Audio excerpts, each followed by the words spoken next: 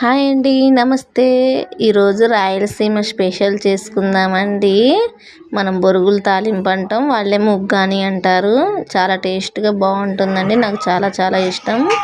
మనం ఈ బొంగు పేలాలని మనం నీళ్ళల్లో వేసుకొని కడుక్కొని అంటే ఒక 2 మినిట్స్ ఉంచుకొని మనం ఒత్తుకొని మనం పక్కకు పెట్టుకోవాలండి.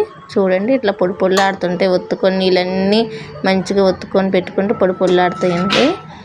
ఒక గిన్నెలో ఆయిల్ వేసుకొని 1 స్పూన్ తాలింపు గింజలు, టమాటా, ఉల్లిపాయ, పచ్చిమిరపకాయలు వేసుకొని వేయించుకోవాలండి. 1 స్పూన్ పసుపు కూడా వేసుకోవాలండి.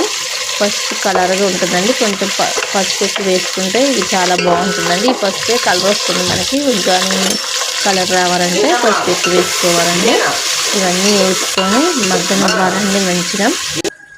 మనకు మగ్గిన తర్వాత మనం దీంట్లో కొత్తిమీర, పుదీనా ఉంటే పుదీనా కూడా వేసుకోవచ్చండి. దీనికి మెయిన్ ఇంగ్రీడియంట్ ఈ కారపొడి ఒకటేనండి. ఈ కారం వేసుకుంటే చాలా టేస్ట్గా ఉంటుంది. దానికి కావాల్సిన పుట్నాల పప్పు అండి, శనగపప్పు, పుట్నాల పప్పు అంటాం. ఈ పుట్నాల పప్పు, 1/2 స్పూన్ కారం, కొంచెం ఉప్పు వేసుకోవాలండి. కొబ్బరి మనం ఒక అరచెక్క కొబ్బరి వేసుకోవాలి. 2 ఎల్లిపాయలు వేసుకొని మనం మిక్సీ పట్టుకొని పక్కకు పెట్టుకోవాలండి. మనం ఉప్మాలకు కూడా తింటాం కదండి, అది పుట్నాల పొడి అట్లా రెడీ చేసుకోవాలి. మనం ఒత్తి పెట్టుకున్న ఈ బొంగు పేలాలని మనం మగ్గించుకున్న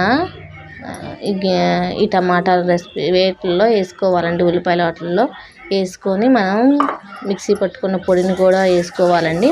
ఇప్పుడు మనం ఉప్పు వేసుకోవాలండి. దీంట్లో మనకు దీనికి సరిపడా ఉప్పు వేసుకొని అన్నీ ఒక్కసారే కలదిప్పాలండి. ఈవెన్గా ఒక్కసారి కలదిప్పితే సరిపోతుంది. ఉగ్గాని రెడీ అండి, చాలా టేస్ట్గా ఉంటుంది. సింపుల్గా 5 మినిట్స్లో అయిపోతుంది.